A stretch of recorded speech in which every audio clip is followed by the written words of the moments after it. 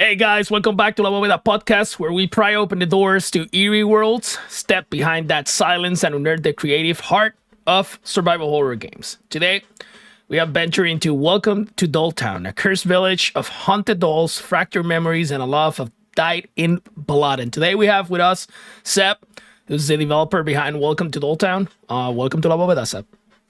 Well, thank you so much for having me. I appreciate it. That's actually the first podcast that I'm going to be doing. Yes. For the whole video game that I'm doing right now. So this is the first ever podcast.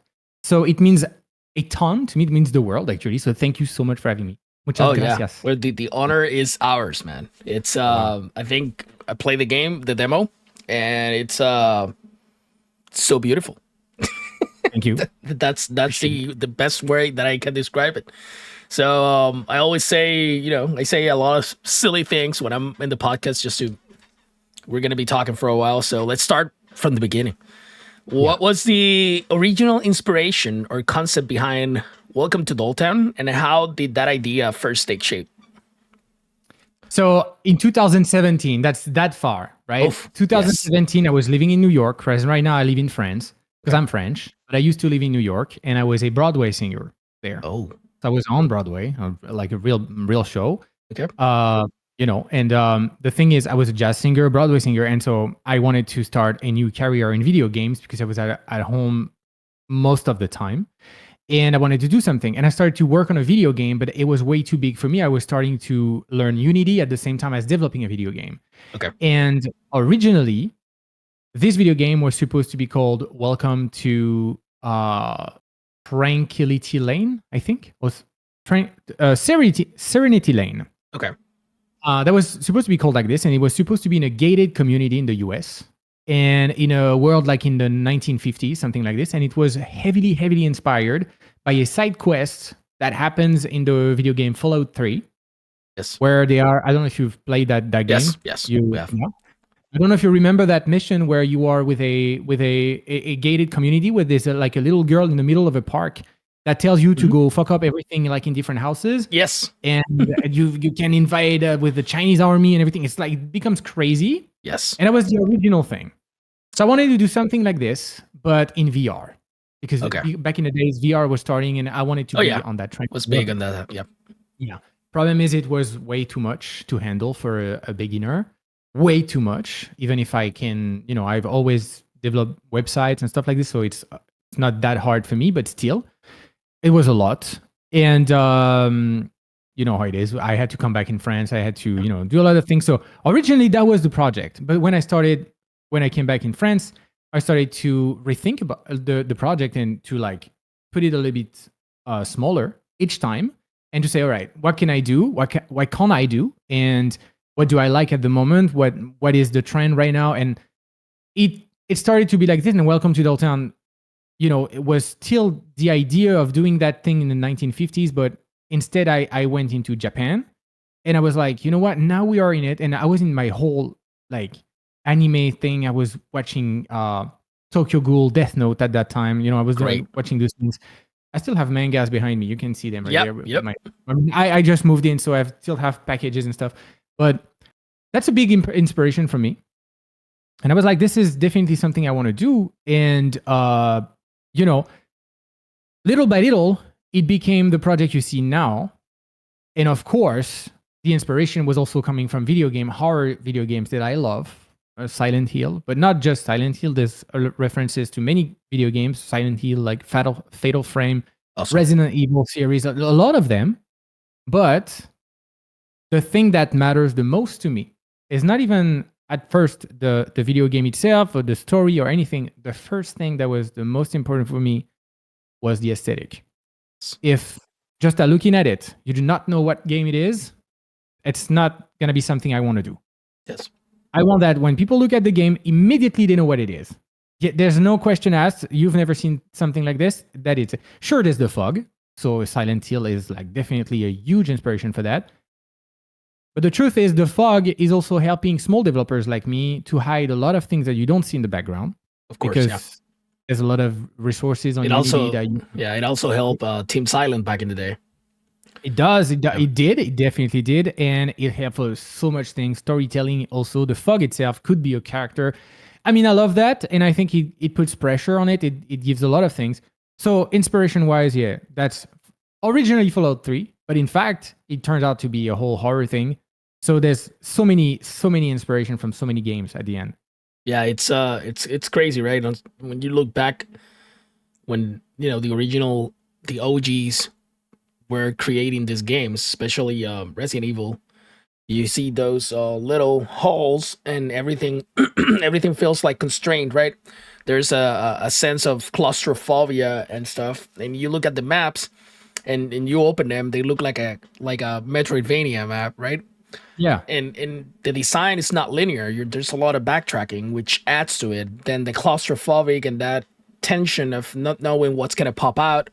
And then Konami with Team Silent, they turn all of this thing into, okay, well, we're developing on the PlayStation and we have this limitation, so we need to cover this because the houses, they don't have roof. There you can see the end of the line, so the fog helped them out, and without even knowing, using those limitations to their favor, they created masterpieces.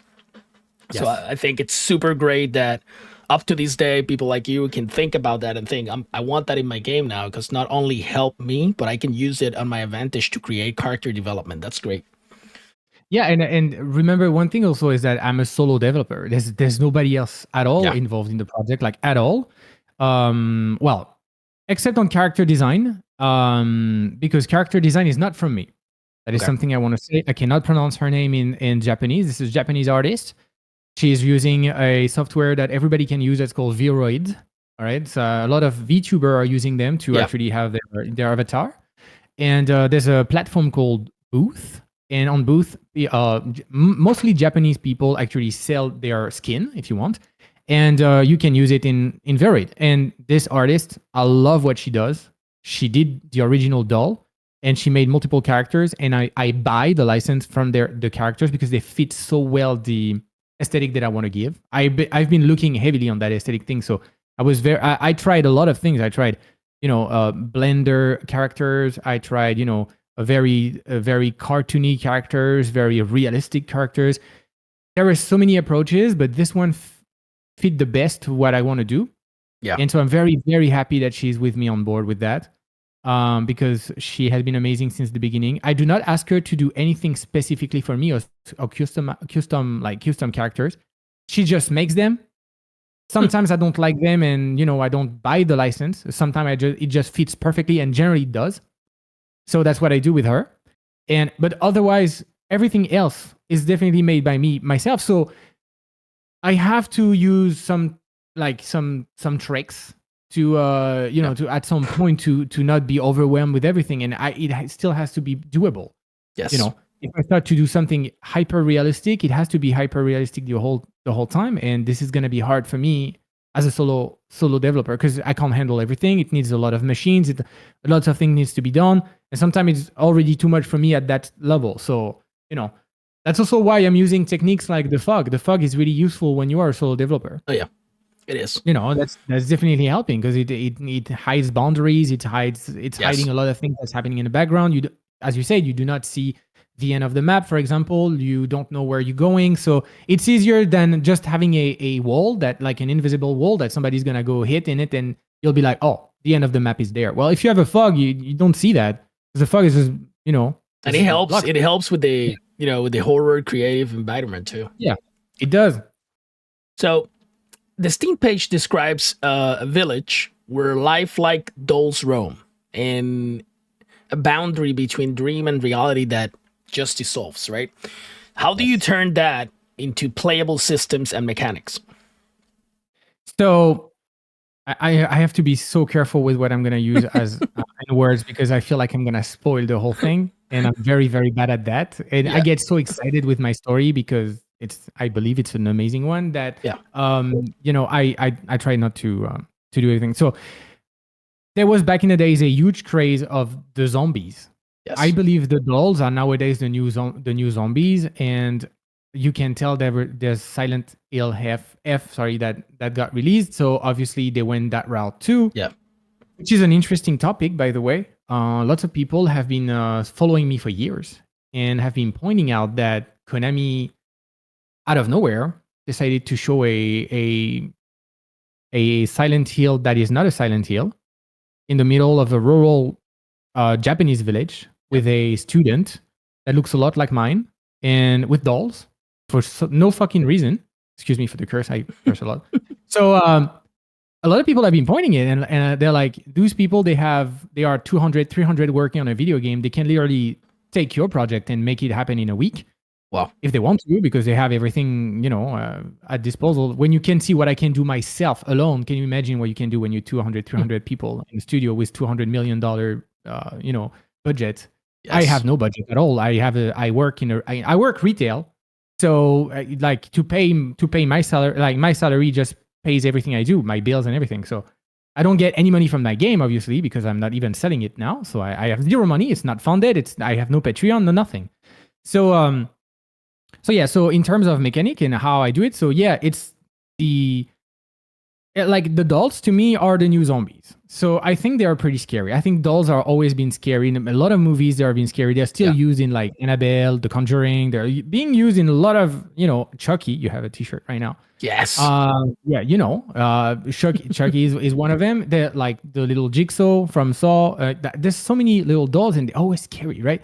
They always carry. Everybody has something that somewhat looks like a doll. Imagine if they were starting to turn their head in the middle of the night when you're sleeping. Holy, Yeah. I mean, I think it's scary. They can be like not moving at all and suddenly they move. And I think that's what's happening in the game. You can tell that at the beginning of the game in the demo when you are with the character, he's like, oh, look at them. They look so real, right? Sometimes they seem that they're looking at us. And I've seen people playing my game on Twitch, for example, or whatever, and they were not looking at all at the dolls. They were saying they were on the side, but they were not looking. And when they read the sentence, don't they seem looking at us? You see them turning their camera towards the dolls, and you see the dolls like looking at you. The head actually tilt towards the player, and they're like already freaked out, like holy shit, they're gonna jump me. At some point they will. And that's exactly what happened to me. It's really that's funny. Yeah. It's like usually I'm like running towards the corners of the map and trying to find out stuff, right? And I was like, well, just dolls they look weird.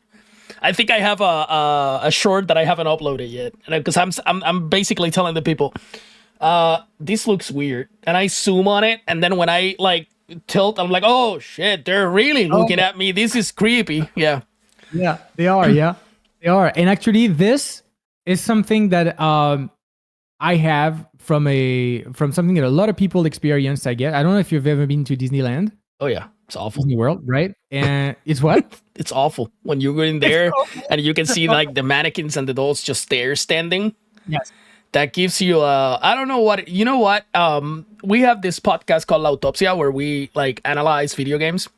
Okay. And there's something about masks and stuff that take the life thing away. When you cannot see what's inside something, that creates that sense of dread, because it's like that's why the Michael Myers mask has been so successful, right? Because he's just there and you can't see facial expressions, so you don't know what he's thinking. What's gonna be his next move without staring. So definitely that applies to dolls, and if there's like a background story plus dolls you make it 100 times creepier, because when you see a doll, you associate the doll with kids.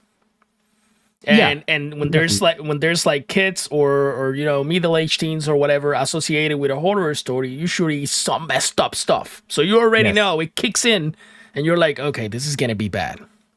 Yeah. So I'm totally in. I played the demo. I was like, oh yeah, this is my jam. Well, and the first episode, we kind of see what's going on, because there's obviously the father at some point in the demo that we play, and that's another thing that I really want to do, is that in fact the whole game is going to be played through different angles from the perspective of different people. But also it is told by the story of a little boy, the one that we call Frangin, by the way. We say Frangin. That's the little boy that we meet at the beginning of the game. He's telling the story, but he's still a kid. And he's telling the story through his eyes. So he's telling a story like if he was himself playing with dolls. That's why Yes. sometimes we relive stories and we feel like we're playing with dolls. Like the horizontal part, we see Mio or Tsumuguri being dolls. They're not. They're supposed to be real, alive, but he doesn't remember them like that.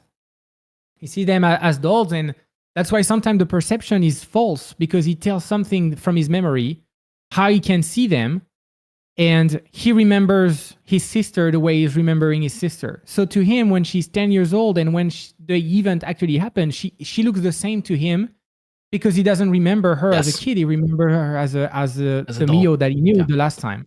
That's why sometimes it's messed up because you don't understand what's going on. Why is she so old when she's 10 years old? That's because the kid is telling you the story and he can't tell you the story the proper way.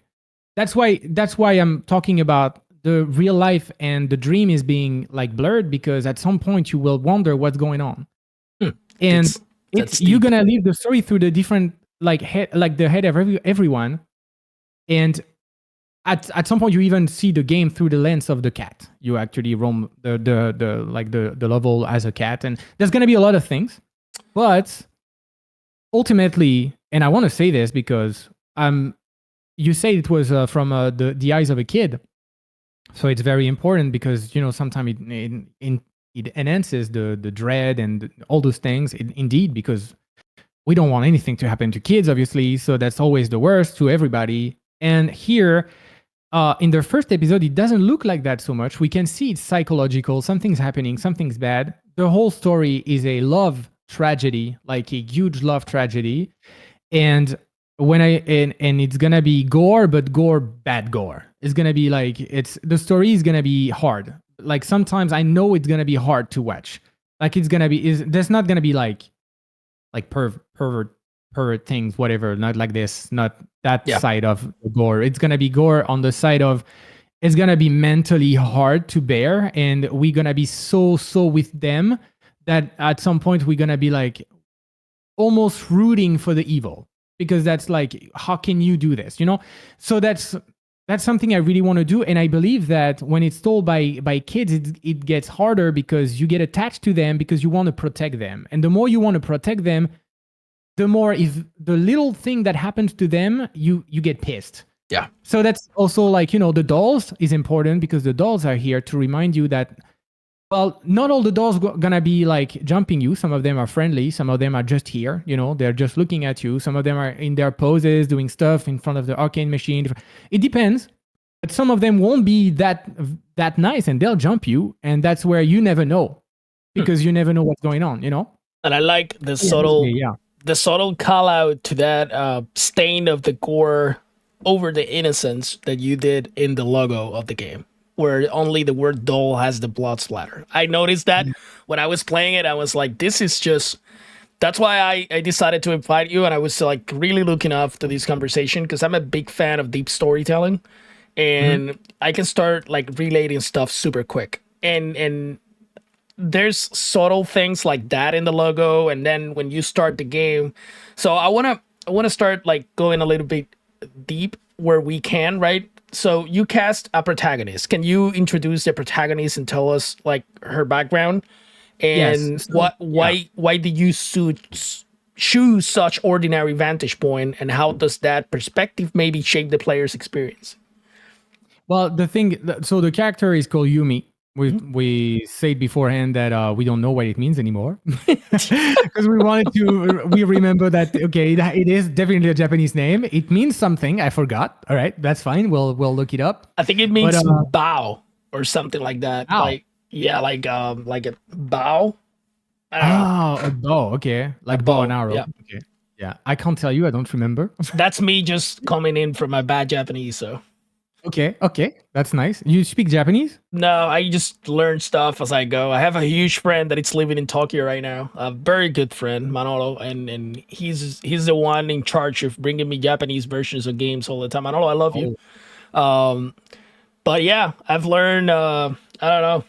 I just say like thank you and stuff like normal stuff. Yeah. I was actually surprised that I can't speak that much because I learned like the basics. I know stuff like me too and arigato gozaimasu and I have a couple of things that I know when to say them back, But I Yeah. went to see the new Demon Slayer movie, and of course we're going in, so we're gonna see it in Japanese. And I was barely reading the subtitles, but I understand everything that was happening. So it was kind of weird. I think I'm in that. Understand.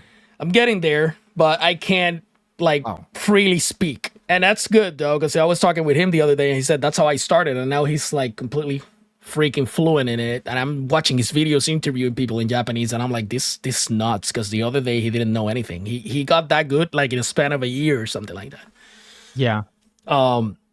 So Yeah, yeah, but when you live there, you're immersed in it, so you can, oh yeah, it's easier. We're more sponges like this, and on the screen, learning on Duolingo or whatever. So it's easier, and it's you've got easier. the pressure of you have to talk to them. And So he told me you need to, like, if you're gonna yeah, live here, you need to, because yeah, there's not gonna be a lot of people talking English. yeah. I bet, yeah.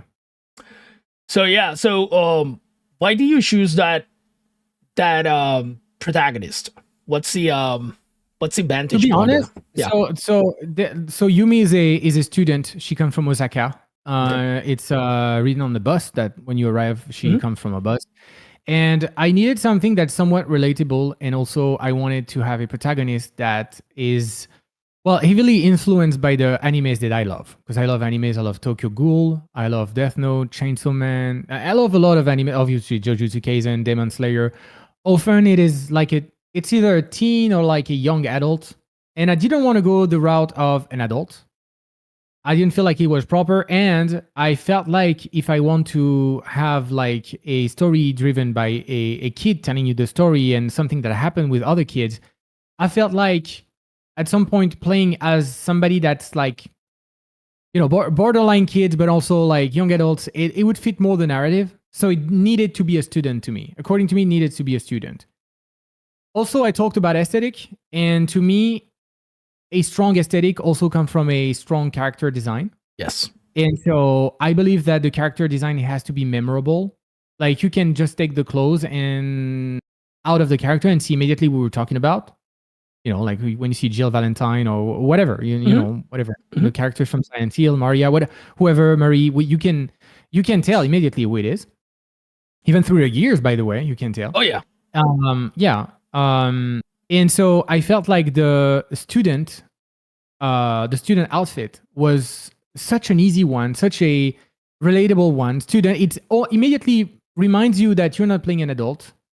You're talking. We're playing somebody that is, still in the school system, and it makes sense that she comes to this town because, in fact, she needs a job because she is going to university and she needs a little bit of money during the summer. So she found that little job somewhere, and this is what happened. She actually found the job. She answered the ad, so she's still in like student. That's a big thing in Japan, to still wear your student clothes. Generally, they are very proud of the outfit, the Oh yeah.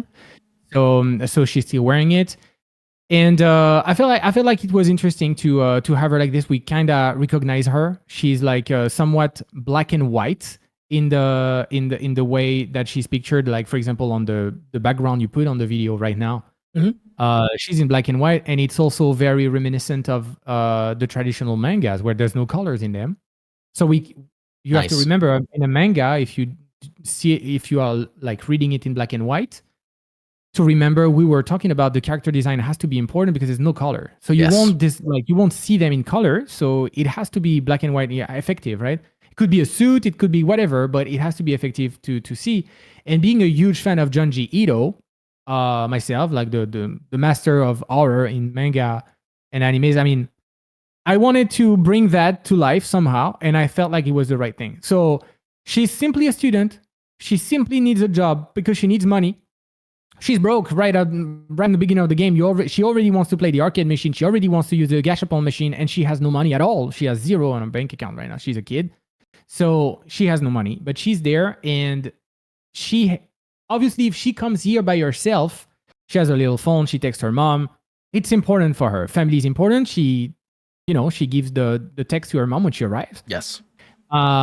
It's important to her that she gives answers of where she is and how is it going. She is obviously adventurous because she's there by herself, and she obviously wants to know and wants to help because she's going to a convenience store. So it's not like a job where you are in an office or whatever. She wants to help help customers and help everything. So she's gonna be tangled in that whole drama, and she's still a kid. So And at the end of it's the a day, you very want it. interesting set. The setting when it begins, it's Mm. interesting because one of the things that it's important for me is I always say you have 20 minutes when you release a game, right? And as a player too, there's a span of 20 minutes as a player that you either get hooked by the story and the game that you're doing or not. And I used to do these 20-minute reviews where I would just go, and some of them 10 minutes going, I was like, guys, the next 10 minutes are going to be hard because I really Yes. want to stop playing. And there are games that instantaneously they just need 3-4 minutes and they just give you a hook and you're like, oh, and then you're like, well, this review of 20 minutes it's gonna turn into a 1 hour video. Like it's I want to keep going. Yeah. I have the horror that it's described as slow burn, right? With mysteries to unravel and truth hidden beneath the layers of the game. How do you balance the pacing so the players stay intrigued rather than fatigued?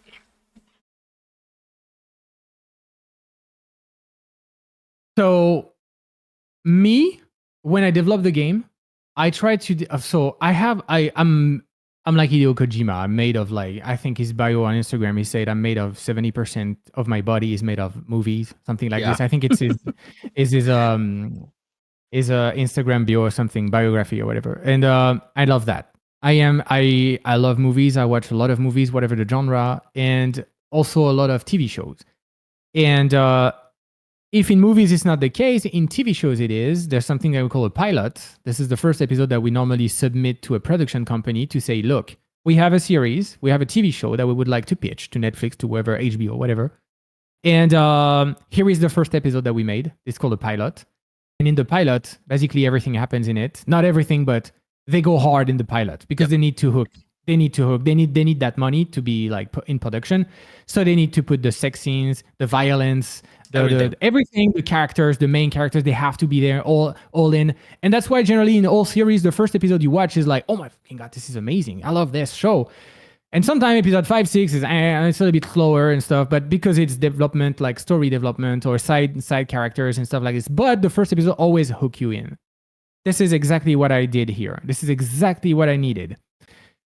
And once again, I'm a solo developer, so I can't have the luxury of saying I'm Rockstar Games and my game is $60. And sure, the Red Dead Redemption 2 prologue is very slow. You're in the mountains. You're like in the snow, and a lot of people stop there and we're like, oh fuck it. But after that, they're like, oh, it can't be that bad because that's Red Dead Redemption. That's Rockstar Games. They must be cooking somehow. So I'm still gonna go play. I don't have that luxury. I can't do that because nobody knows me. Nobody knows my game. Nobody knows nothing.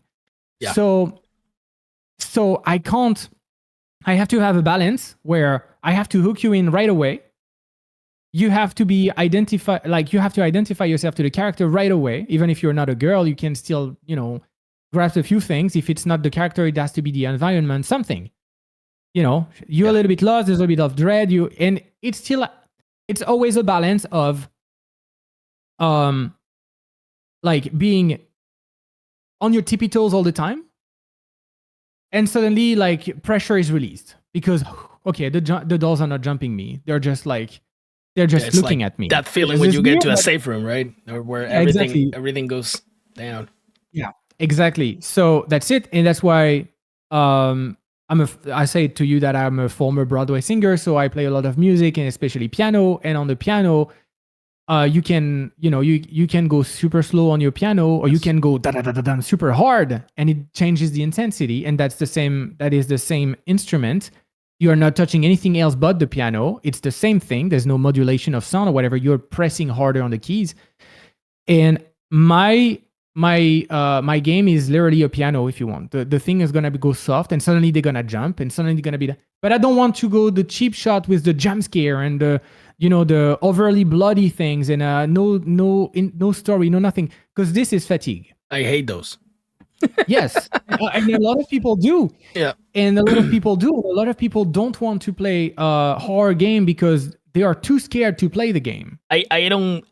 When I say I hate him, it's I don't hate a lot of stuff, but just like an expression. But I don't like when horror is overutilized but it's just something that it's, for example, like a big thing right now, it's on the horror content creation side, is jump scares, right? All these games that find this and then you get scared, and I get it, but after 4 times you're not scared anymore because there's not character development, there's no nothing. It's just you walking around trying to avoid getting scared, and it's a thing, and I respect it. But at the same time, it's like when you play Silent Hill. Like Silent Hill is just the perfect example because you're shitting your pants from the moment it starts to the moment it's done, but there's two different sensations because it's making you feel stuff. You're identifying yourself with the character. The character is going through so much, like for example, Silent Hill 2, grief and the guilt, and you can feel that, and you can see it in James's face, right?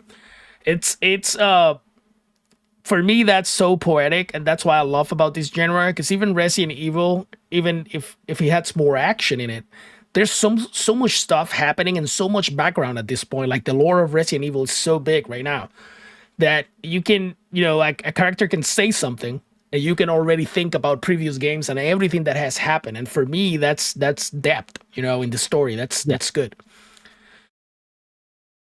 Gonna go and ask you, the Steam page mentions something about a macabre love story, right? At the town's heart. Without spoiling anything, how central is that narrative threads to the player's journey, and how do you integrate that in the horror and exploration? What are you talking about? The love? Yeah. The love is the centerpiece of it. Okay. The love is the centerpiece. Actually, at the second when you enter the game, she's texting her mom. That's love. That's like literally the kid. Everybody's like, I want the whole thing to be around love, and this is gonna be around love, and everybody's gonna express love differently. And I'm not gonna spoil, because that's so hard. That is so hard, but you're gonna learn about love in different ways, and how love can be tragic, and how love. That's why I put in the trailer. I don't know if you watched the trailer, you probably did, but the main sentence that I use in the trailer is, "What would you do for love?"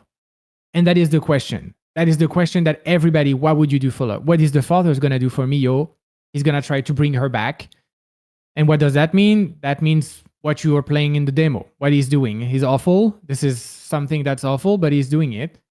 And because he believes he can do it, but it's because madness is driving him to do it.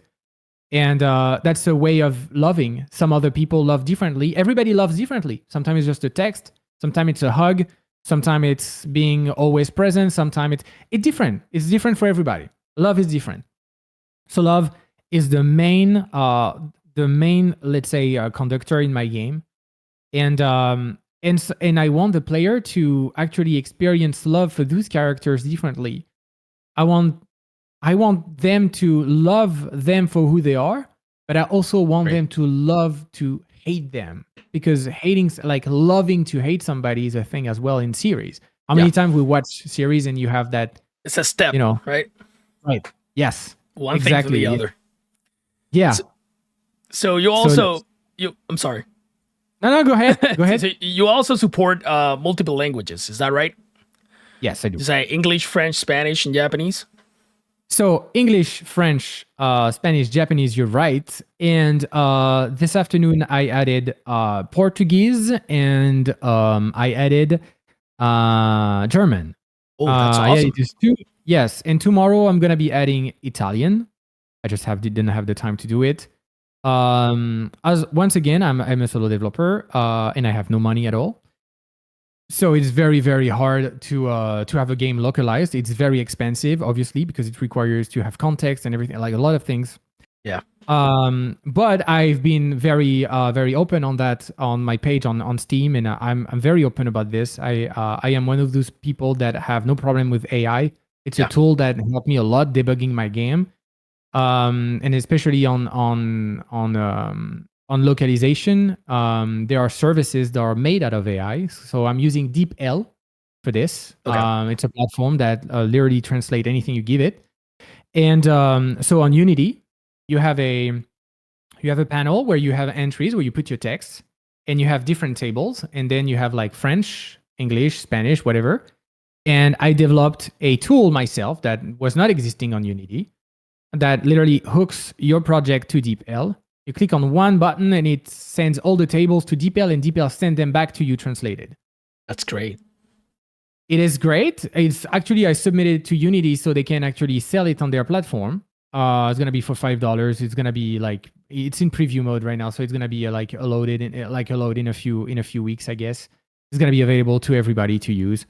It's very easy, but it has to be done for a lot of people, because a lot of those game developers are solo developers and they can't afford it. Oh yeah. And So expensive so many too. people want to play, and not everybody speaks English. Me, I know I'm French. I can tell you, my sister doesn't speak English, and she's 5 years younger than me. I'm 35.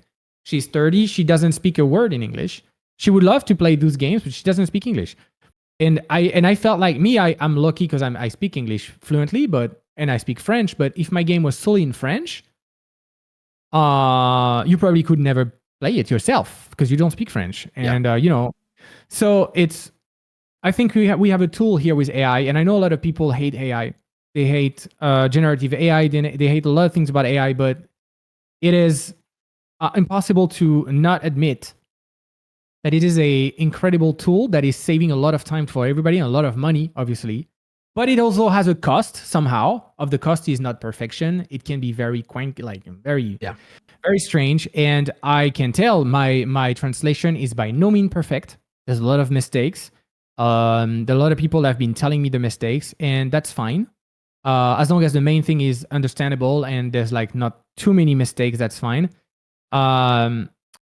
So I'm using DeepL for this, and it is being localized like this, and I have the chance to be able to localize it in Japanese and open to the Japanese market. As we were talking about, the Japanese market, Japanese people don't play games in any other thing but Japanese. If the game is not in Japanese, they don't even listen, they don't even play it. So it needs to be like this.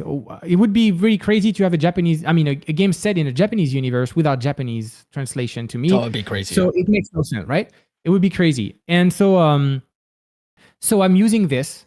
It's not perfect, as I said, but it doesn't cost me anything, and it's doable. And a lot of people enjoyed it in French. A lot of people enjoyed it in Spanish. A lot of people and in Japanese as well.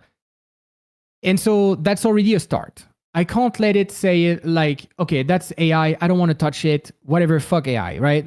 Yep. I understand. I do understand. I do. A lot of people are concerned with that, and I do understand. This is the premise of everything. AI can be scary. I get it.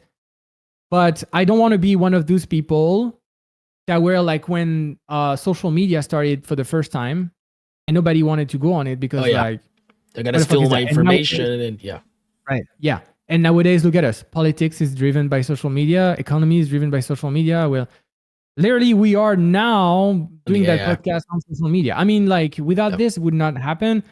And once again, that's funny because I know a lot of people are talking about AI and they don't make the difference between any kind of AI. Generative AI, which makes images that you can use on ChatGPT or Midjourney, for example.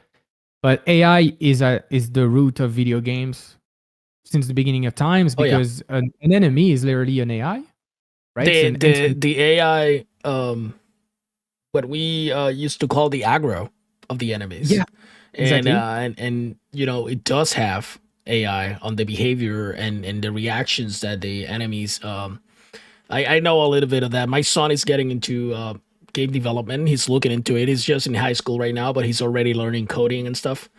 And it's making a lot of sense now because we talk. He comes in here and we start talking to him about it, and then I can understand. I think the big concern with AI is when people start using AI to create voice acting, which that's completely steps away voice actors, real voice actors and stuff like that.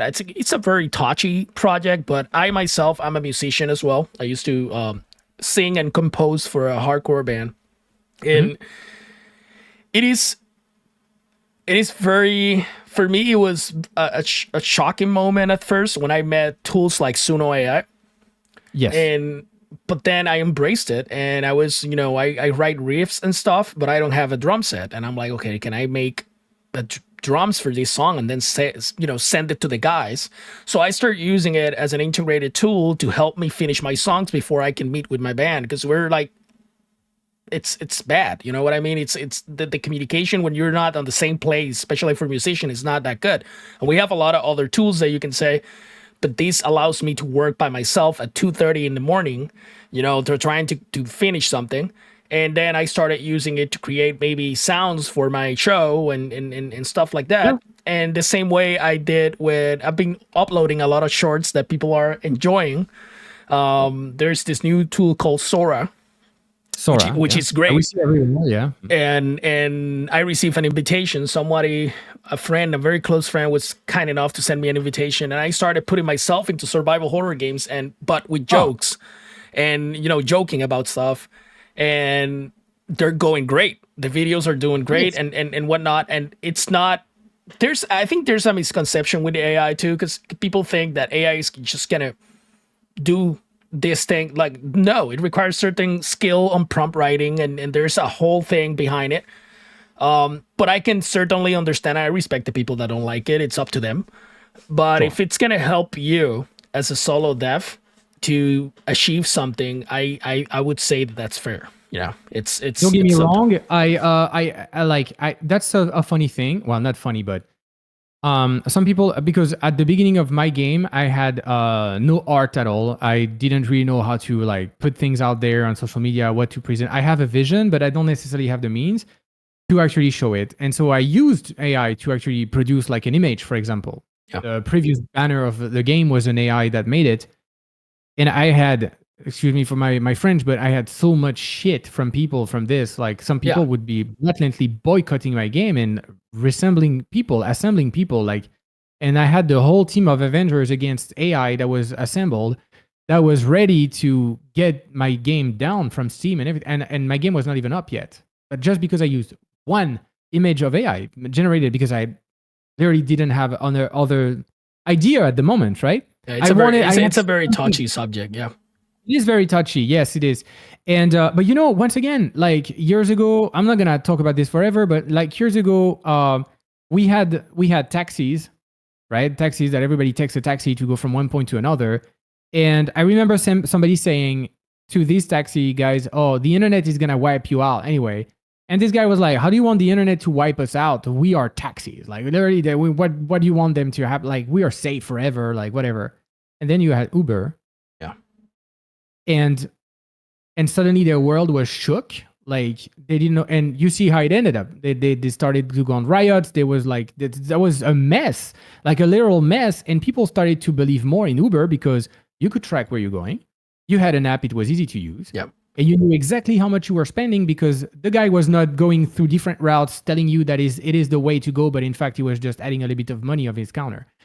And so suddenly everything's tracked, everything's okay. You can have refunds, you have a support line, you know exactly where you are, you can track on your app and everything. All this is you can transport it to AI, and those people that are against it right now will have they will have to use it because it's gonna be literally in everything. So it's either you use it as a tool right now, how you can use it. You don't have to, but I would suggest that you learn from it and see what you can do with it or what you can't. And you make your real idea about it. You don't just say, okay, it's bullshit and I'm never going to use it. Use it if you want to, but learn how to use it at least, And for me, it definitely helps. So I'm not going to... And once again, if somebody doesn't want to play my game because it has AI, that's fair. I can't force everyone to play my game. That's fine. I say in my channel, there's... it's funny. But when my channel starts, there's a disclaimer that it says, that everything that is being said here, it's just for... I kind of like took inspiration from the South Park disclaimer at the beginning. Yeah. And, it said basically there's a million content creators doing content out there. Just go and watch one of those. I mean, it sounds like you're being an a-hole. But it's just like, this is what I do. This is what I like. I'm not going to change what I'm doing because it doesn't like to one or three people. I'm going to continue doing what I'm doing. So... Yes. Yeah. So, as developers deeply familiar with this world, right, that we're talking about the game, is there a moment or a scene that still gives you the chills when you play it? A video game or my video game? On your video game. That give me the chills? Yeah. So, as I said, I always try to... Not spoil it. No. So I'm going to tell solely about the demo because there's many things in the actual game that give me chills, right? Because they wow. But just for the demo, there's a few things because I always try to. I like to instead of calling myself a game developer, I like to call myself a director. I Yeah. prefer that because I like to direct my game like a movie for real. That's why there's so many things that are so like cutting to a black screen and seeing a little text at the bottom because there's no voice acting. Obviously, there's no voice. That's just text. Yeah. So I like that black thing, riser. You know, a riser in sound. Mhm. For example, there's a moment when you have the little kid that's in front of the school.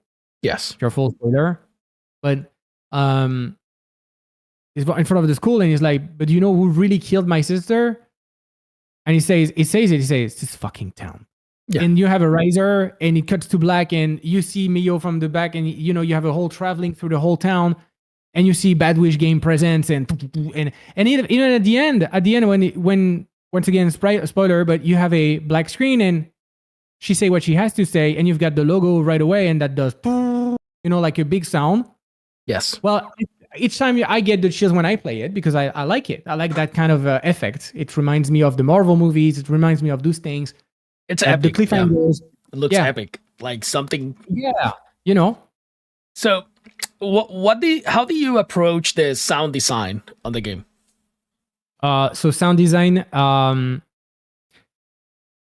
At first, I wanted something. I really wanted something from two games.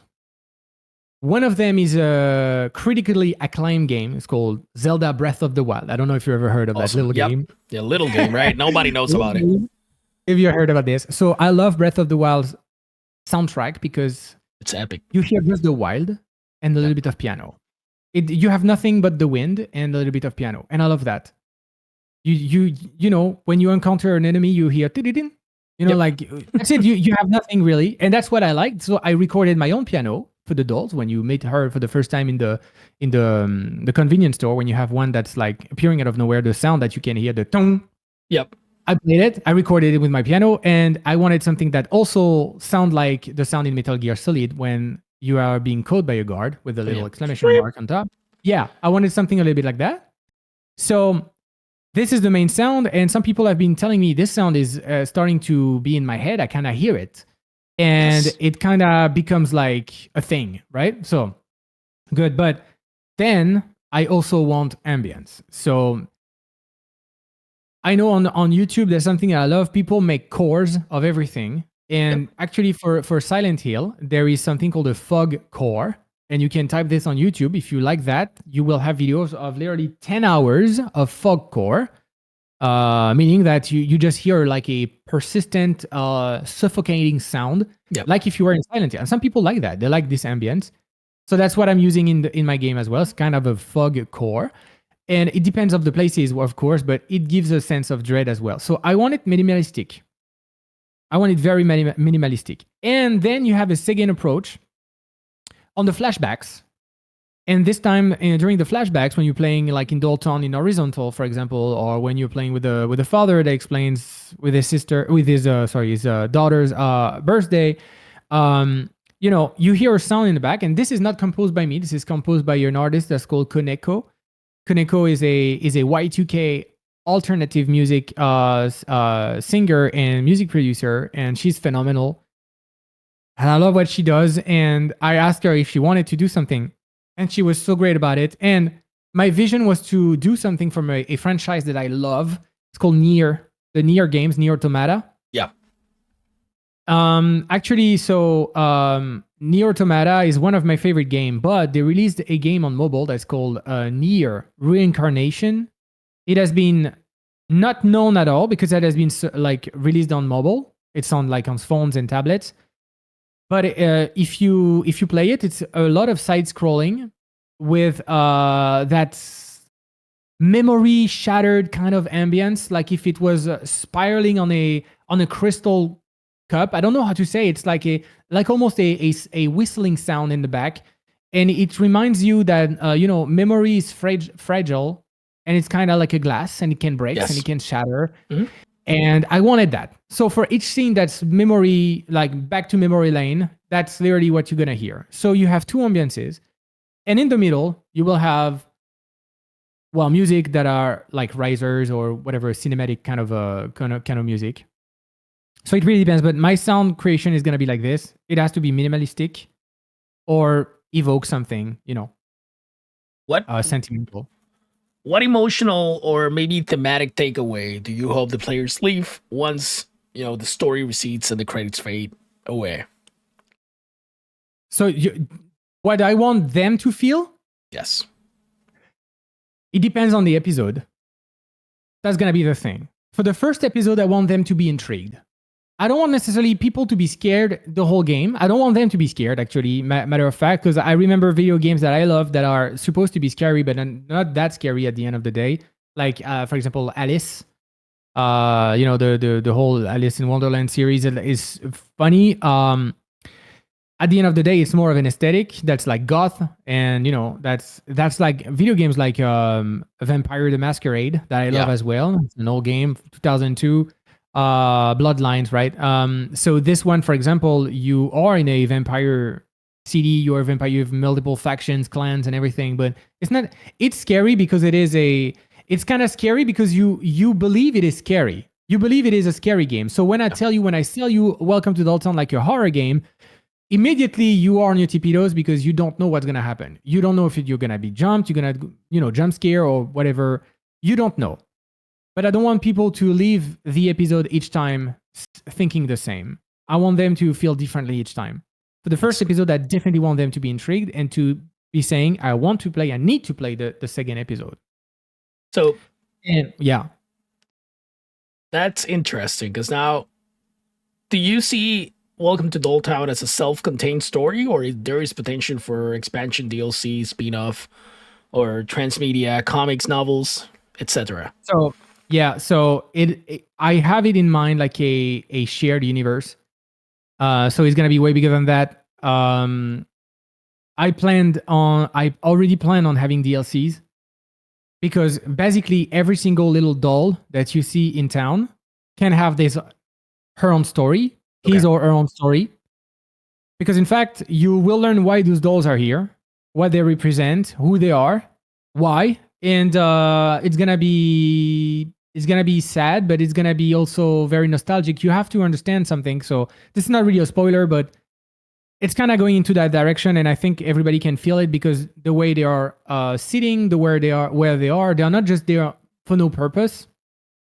At the beginning, you can't really tell, but the more you're gonna play, you're gonna feel it. But Dolltown is a real place in Japan. Okay. So Dolltown is a real place in Japan. It's heavily inspired by this as well. I didn't talk about it at the beginning because it's not really a video game. That's real life event. There's an old village in Japan that they actually called Dolltown. And they call it Dolltown, but that's not obviously the name of the town. And that old lady, she's making kind of big puppets. Not real dolls in porcelain or whatever, but puppets like the scarecrows that you put, for example. Mm-hmm. Each time somebody passes away in town, she makes a scarecrow basically of that person, and she sits that person where she used to sit, or smoking the cigarette that they were using to smoke, just to always think about them when you visit the town. Because a small town, everybody knows everybody, and there's less and less people living there because it's basically a rural, old Japanese town. And so that's how I want the game to be as well. It's in the folklore too, like the respect for the dead and when they pass, how they are gonna manage stuff. So let's say that a player comes to you and says, I was terrified in Dolltown, but I couldn't stop exploring. What would that mean to you? The world. I love that. I don't think anybody's gonna be terrified. Yeah.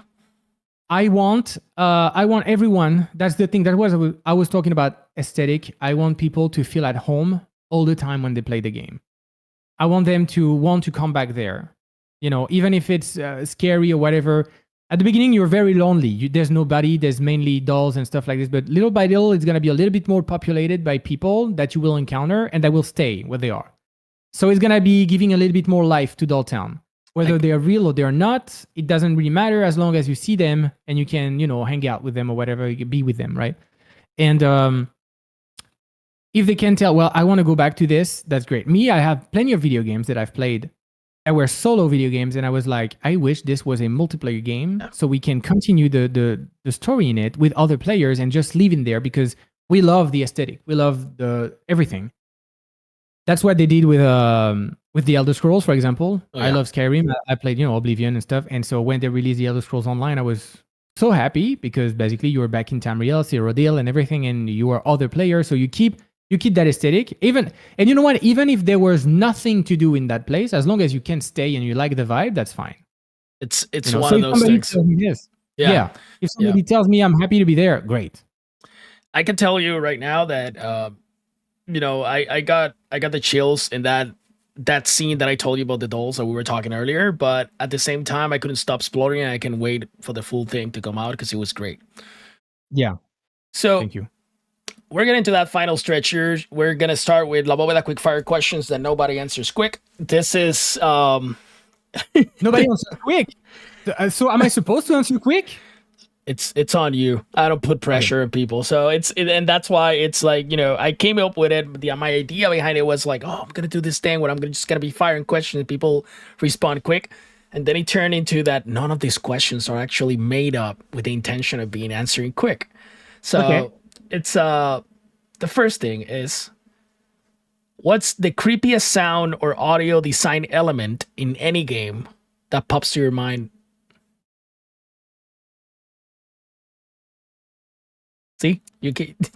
Well, that's fucking hard. Yeah. What the hell, man? You got a good question we can answer fast. It's my fault. I come up with this like super complicated questions. Yeah. You know what? Actually, I would come back to the Metal Gear Solid sound. Yeah. That sound is it's not designed to be scary on its own, but you don't want to be caught, and when you get caught, it's a different play style, and I don't like that. So I'll say this one. So, if Welcome to Dolltown were adapted into a film, who would you want it to direct the film? To direct the film? Yeah. Me. That's perfect. That would be too, That's nah, perfect. That would be. I don't know if I would love that because I would love that. I would love to make a movie, to be honest, and to be very even more honest than that. I wanted Dolltown to like Welcome to Dolltown. I wanted it to be a series or a movie at least. Yeah. At the beginning, and it's just that it requires way too much. I can't play all the characters. I can't, obviously I can't. I can't do all that. But a video game is the way for me to express what I want to do as an artist, because I consider myself an artist at the end of the day. Oh yeah, definitely. And video games are art. Yeah, definitely, and it allows me to do it. So I'm directing the movie I cannot produce. I can make it a game. I didn't want to make it. That's the best answer, bro. That's right. I'm directing the movie I cannot produce. That's beautiful. Yeah, So I would love to be me, but whoever wants to do it, as long as you are good. Psychological horror or visceral horror? Oh, psychological, 100%. Yeah. No, I mean, I love there have been plenty of super easy games, I want to say, that have been really fun, especially on tablets. And I'm thinking about Granny. Granny's good. I always love, right. I always love that concept. It's so simple. It's so fun. It's like my neighbor. I don't remember the name. Neighbor. The thing with the neighbor. It's called Hello Neighbor. Hello Neighbor. Here you go. Yeah. I love that. To me, Hello Neighbor is a horror game. It has that dread because you're like running as he comes, because you don't know what he does, right? He's just the neighbor. Yeah, and you don't know what he's doing. It could be anything. Yeah. So and you always on your tippy toes. You're always scared to be caught. To me, this is horror. It's not because it's all like color and stuff. That it's not horror. So psychological, when you make your own shit in your head, that's the worst. It's the worst. When you spiral on your own, are you kidding? Like, what are you scared of? Like, you could look at somebody being scared of nothing, because you're in the same place as them, but they're making a different scenario of everything, and I think it's worse. It's the worst. And you know what I found interesting about that game? That my kid, when he was a little kid, like maybe he was like 7, 8, he was like, "Oh, I want to play Hello Neighbor." I'm like, "There's something wrong with you, boy." So like I can't. And then I was watching him play, and he was smiling. Oh, he caught me, and I'm like, I was terrified. I was just looking at it. It was like, cause you don't know. So yeah, if you had to live in one haunted location from a horror game, would it be Welcome to Dolltown? Honestly, no, because I know the end. I don't want that. No, and you know what? I'm thinking about one that would be, because in those moments you are trying to think about the less scary. Yeah. The one where you would suffer the less, I guess. Okay, so suffer the less. I don't know. Okay, yeah, maybe Dolltown then. You would suffer less. It depends. I mean, physically you would not suffer, I guess. Resident Mentally, Evil for me. yeah. Resident Oh, Evil Resident Evil. For me, yeah. That's. I saw a picture recently with the two signs of "Welcome to Silent Hill," "Welcome to Raccoon City," and you had the two things. Where do you go? I would definitely go to Resident Evil because I know what Silent Hill means, and Yeah. I don't know. I think the chances of it's complicated, man. But I just recently made a video that I'm gonna upload soon. That it just came out. It's dark humor, I guess. So I'm walking. I made this in Sora. I'm walking towards Silent Hill, right? And all of a sudden I see Pyramid Head, and I'm like, oh. And then he's just there standing, looking at me, right? And I said, oh no, not my wife. You know. Oh man. Yeah. Okay. Because you know already what it means. If you're there and you're seeing this stuff, it's like, Yeah, oh man, no. Yeah. It's bad. What's your favorite survival horror game of all time? So this one is a hard one because well, you know what I would say, I don't know if it qualifies for a hard game. To me it does, but to me it's Dino Crisis. Oh, Dino Crisis 1 is so good. It's so good. You know that the development. I don't know why there's no remaster yet, or like I don't know. I don't understand why. They re-released it in GOG. Oh, okay. It's the same game. It comes in a bundle with 2, which 2 I don't like that much because it feels more like an arcade game. Yeah. But Mikami tried to, the same way that they came up with the survival horror genre classification, right? When they defined that with Resident Evil, he tried to do the same with Dino Crisis, calling it panic horror. But as you and I know, that's not how it works. People make stuff famous, so people just, that's just survival horror. So Dino Crisis is very special. I have a copy in here, and it's just like every time I play it, it's just so good. The thing about capitalizing on the Jurassic Park franchise being so famous back in the day, and you bringing that dread from the Jurassic, because people don't realize it, because you guys, like especially the younger generations, you're seeing Jurassic Park now as it is right now, and you're like, this is not scary, this is just fun. Back in the day when we were kids, Jurassic Park 1 was scary as shit, especially that scene with the Ford Explorer completely tilted and the T-Rex pressing on it and the whole thing. As a kid in the 90s, that was scary, guys. So and he doesn't be a big dinosaur, because the scene where there's the one that like has his wings opening on his face and he's spitting the venom or whatever. It was scary as shit. Like I would be in front of that, I would be dead. Like the Velociraptors, tapping the floor and the tables with the nail. That was awful. So, another survival horror game though that I will say maybe is Animal Crossing. It has to be a survival horror. Bro. That's this guy. It has to. Bro, that game, my daughter plays the hell out of that. Animal Crossing. I think I have a couple of people my age that enjoy the game too on the Discord, that they're like, what are you doing? I'm just playing Animal Crossing. And I'm like, there has to be something with you. You're a serial killer or something. I don't know. Yeah. Anyway, man, Seb, I want to thank you for your time, man. Thanks for accepting and commenting in La Bóveda. Guys, I'm going to put the link description so you can wishlist Welcome to Dolltown and go and play the demo. Just make sure to go, and if you have an X account, follow Seb in the development of Welcome to Dolltown at Live in Dolltown. That's the handle. It's right below his camera. And Seb, if there's something that you want to say to the audience, the microphone is yours.